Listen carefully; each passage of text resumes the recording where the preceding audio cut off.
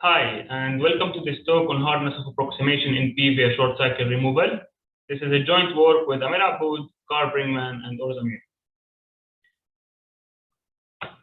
Okay, so the two problems that we're going to focus on today are distance oracles and force cycle, and we're going to show hardness results for each of these two problems by assuming hardness of triangle finding. So we're going to assume that triangle finding problems are hard, and we're going to deduce hardness results for each of these problems. So these are hardness in P type of reductions, and before we go more into the details, let me just briefly sketch the plan for today. So first we're going to talk about polar conjectures in this hardness in P area, and then we're going to focus on distance oracles and force cycle. And when we try to show a lower bound for each of these two problems, you stumble on something that we call the short cycle barrier. So then we're going to talk about that. Once we talk about this barrier, we're going to talk about how to overcome this barrier or short cycle removal. And finally, we're going to conclude with some open questions. So let's start with popular conjectures.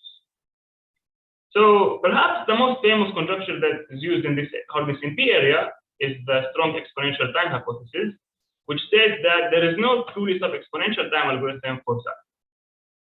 And this conjecture leads to many beautiful lower bounds in P. For instance, it leads to a lower bound for orthogonal vectors, which then leads to more lower bounds for diameter, edit distance, and more. Another very famous conjecture that's made in this hardness in P area is the threesome conjecture, which says that there is no truly subquadratic time algorithm for threesome. So in the threesome problem, I give you a set of numbers S, and you need to tell me whether there are three numbers in S, A, B, and C, such that A plus B equals C.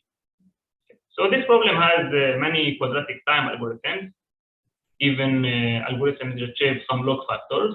But the conjecture is that we can't beat quadratic, or we can't have a truly subquadratic time algorithm. And this conjecture also leads to many beautiful lower bounds in P. The one that's most relevant for us for today is the all-edge triangle problem that we're going to talk about today. Another very famous conjecture in this area is the APSP conjecture, which says that there is no truly subcubic time algorithm for all pairs shortest path, where n is the number of nodes in the graph. And this conjecture also leads to many beautiful lower bounds in P. And again, the one that's most relevant for us is the all-edge triangle problem that we're going to talk about soon. The final example, or it's actually a class of examples, and these are problems that are related to triangle finding. So this can be triangle detection, triangle listing, or edge triangle, or basically your favorite triangle finding problem. And the conjectures on the hardness of triangle finding problems lead to many beautiful lower bounds in P.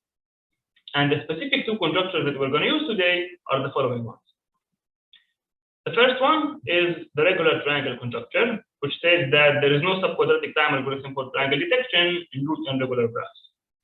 So note that in root and regular graphs, there is a trivial quadratic time algorithm. Just by going over all the edges, we have only entered the free half of them. And by scanning the neighbors of each edge, we can detect whether the graph has a triangle. So this takes quadratic time, this was triangle detection. And observe that the all edge version of this problem, where we want to know for each edge in the graph whether it's in a triangle or not, it's known to be quadratic hard unless both threesome and APSP conjectures are false. Okay, so we know that there is no subquadratic time algorithm for all edge triangle unless the both conjectures, threesome and APSP, are false. Today, we're going to see that force cycle is hard by assuming the regular triangle conjecture, and we're going to see that distance oracles is hard assuming threesome and APSP conjectures, threesome or APSP conjectures. Okay, so let's now talk about these two problems in more detail, distance oracles and force cycle. Let's start with distance oracles.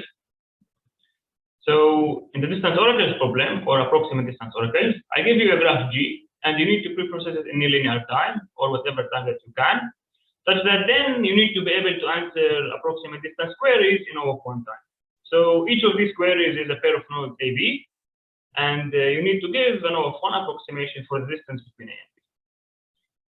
And we know for this problem that there is an algorithm with O of m times n to the 1 over k pre-processing time for 2k minus 1 approximation by Thurov and Zwick, where m is the number of edges and n is the number of nodes.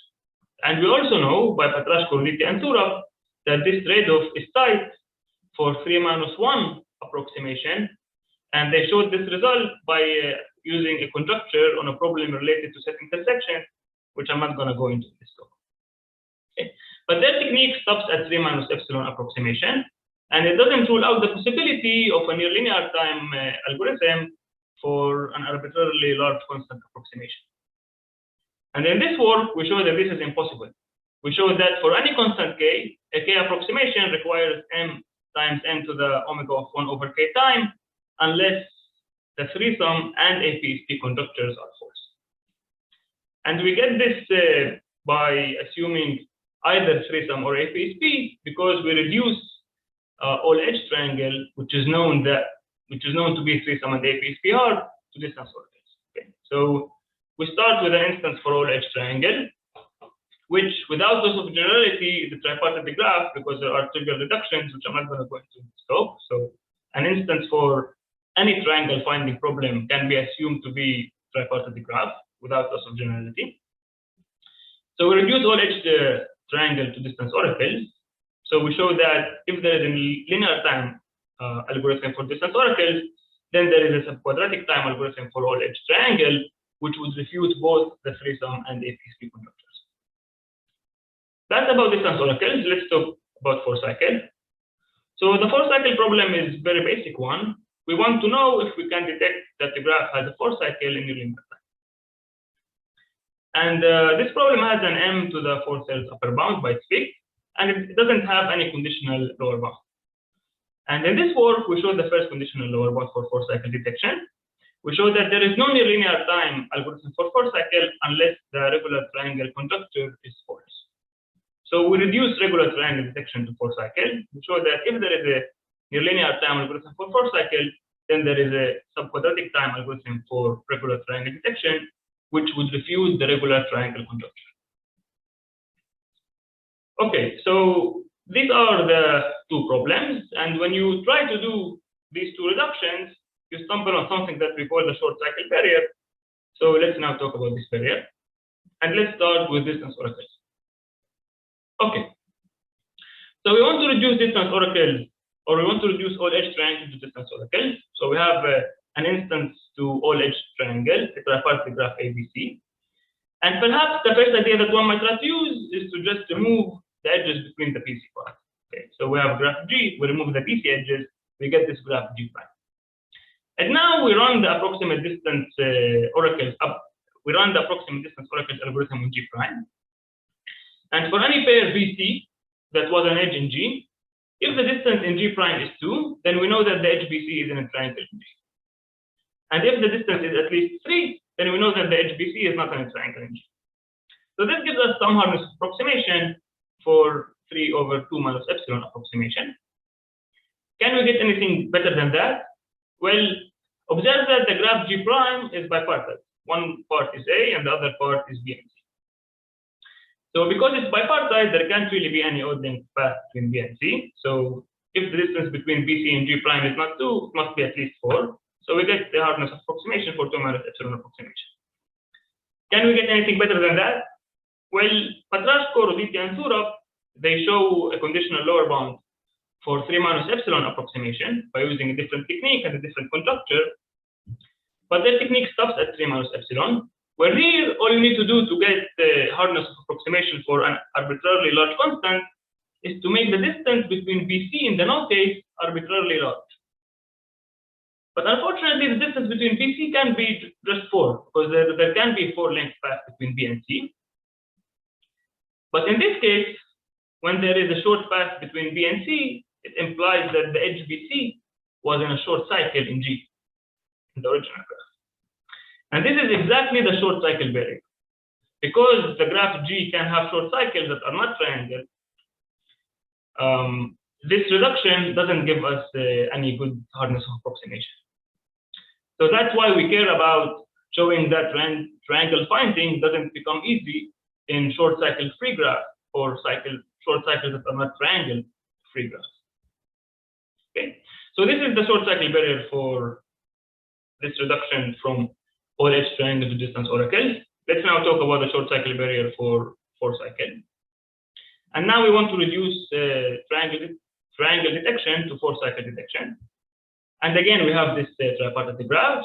And the first idea that one might try to use is again to do something with the BC edges. And the thing that we're going to do is just subdivide the BC edges. So on each edge in the BC part, we're going to add one node. And now we know that if the graph G had a triangle, then the graph G prime must have a 4 cycle.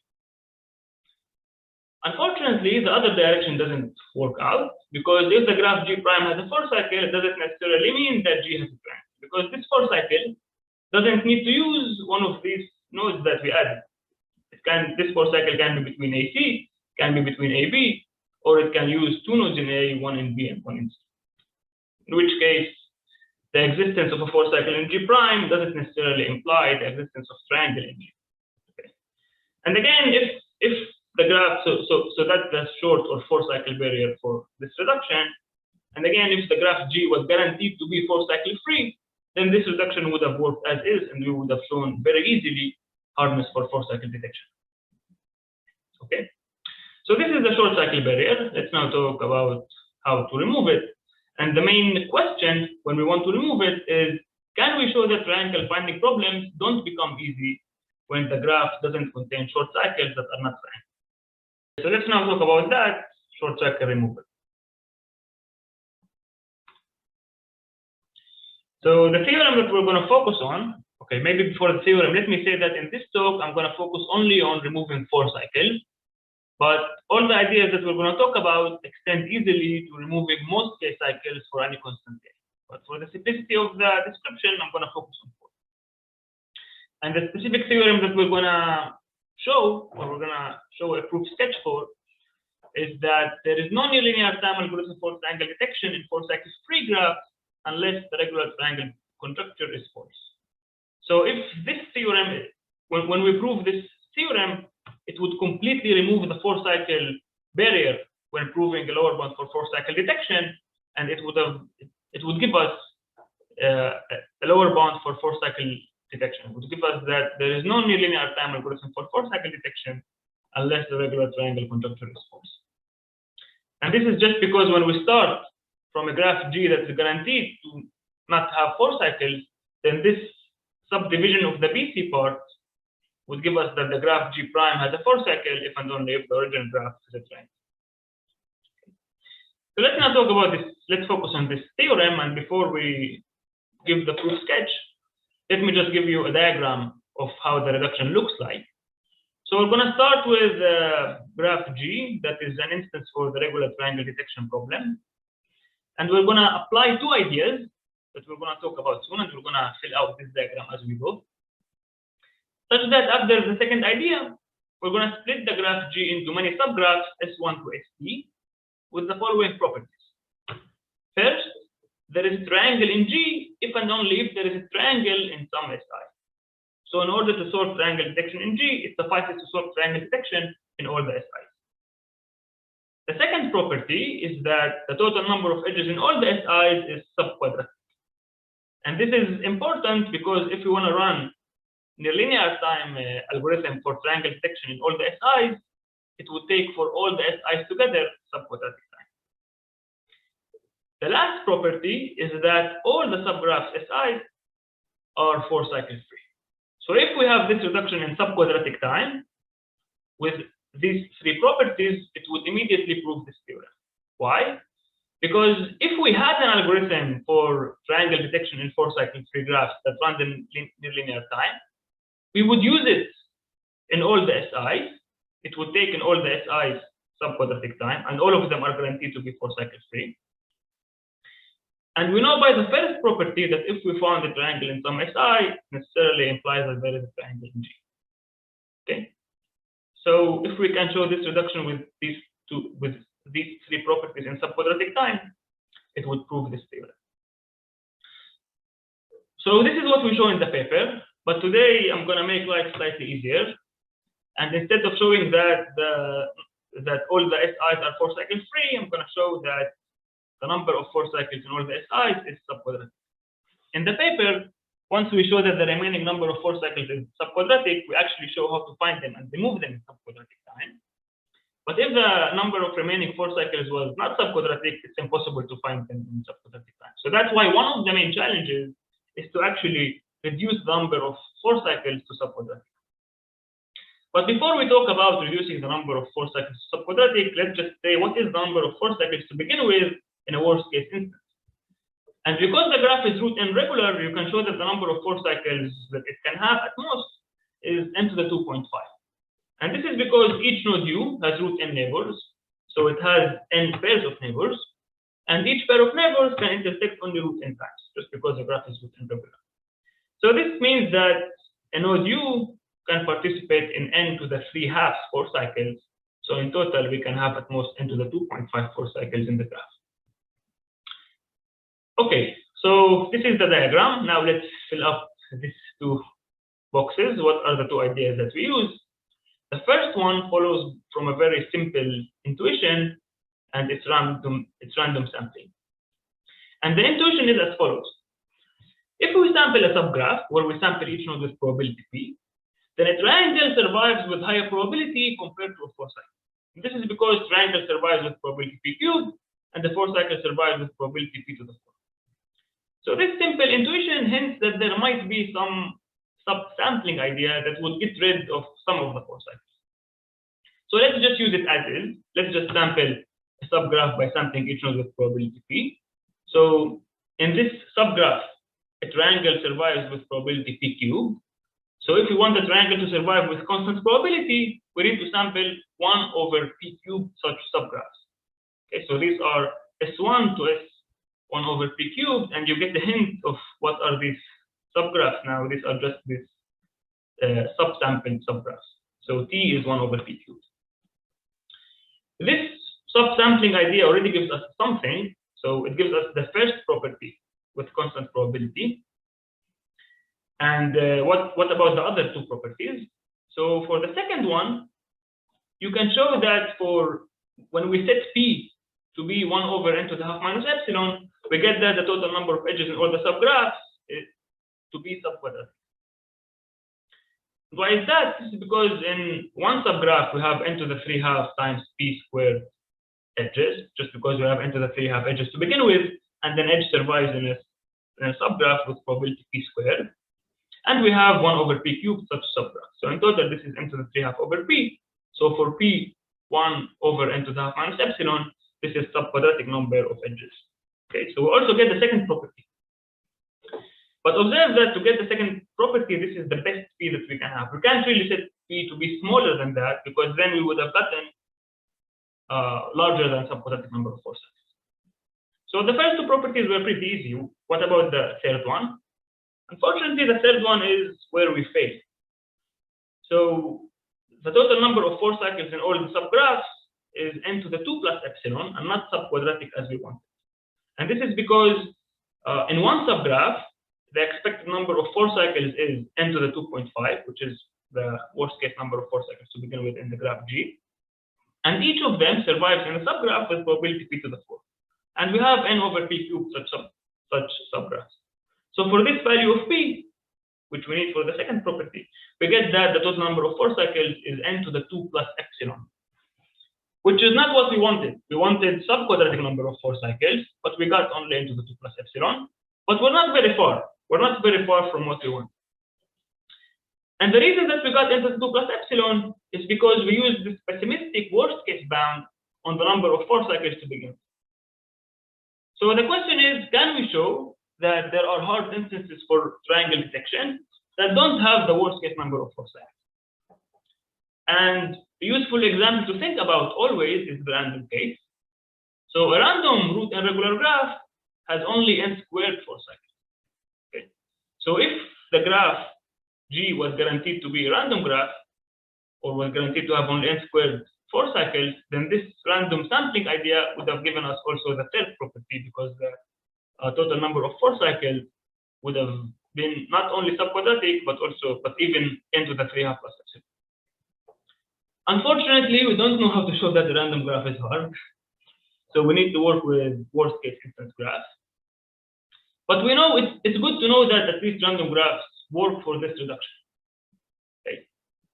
But we need to use the worst case graphs. So the second idea that we're going to use is a randomness versus structure kind of idea. Again, we know that random graphs are good for our reduction. We know that worst case graphs are not. So the additional idea that we're going to use is going to take a worst case instance and shift it a little bit so that it looks closer to a random graph. Unfortunately, it's not going to be all the way to the random, but it's going to be close enough such that it has a smaller number of 4 cycles. And specifically, the number of 4 cycles that the graph is going to have after this shifting idea is n to the 2 plus quarter plus epsilon. And the way we're going to use it, the way we're going to do this, the way we're going to make a worst case graph look more like random is by exploiting the structure that it has. So graph that is not random must be unique somehow, otherwise it's another random average graph. And we're going to use the way that it's unique to make it closer to random. Okay, and what we show that the graph that has many cycles must have dense pieces. It must be far from random, and it also must have dense pieces. So if we can somehow efficiently find all these dense pieces and remove them, by remove them I mean that for any edge in a dense piece, we check whether it's in a triangle or not efficiently. So if there is some subquadratic time algorithm that finds all the dense pieces and remove them also in subquadratic time, then it means that the graph is not so worst case. Okay? So the graph that we would get after the dense piece removal step wouldn't be a worst case graph. And this is exactly the idea that we use. We call it dense piece removal. And in more detail, we show that if a graph has many 4 cycles, it must have a dense piece somewhere. And we show that in subquadratic time, we can remove dense pieces. Specifically, these are pieces with root n nodes and n to the 3/4 plus epsilon edges. Okay, so a small number of nodes, but many edges. And we show that we can find and remove all these dense pieces in subquadratic time. Again, by removing, I mean that for any edge in each of these dense pieces, we check whether it's in a triangle or not efficiently. And we show that after removing all these dense pieces, it leaves the graph with only n to the 2 plus quarter plus epsilon 4 cycles.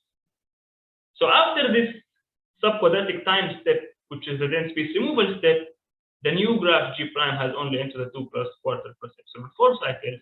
And now when we apply the random sampling idea, we get also the third property. We get that the number of 4 cycles is not only subquadratic, it's even n to the 7/4 plus epsilon.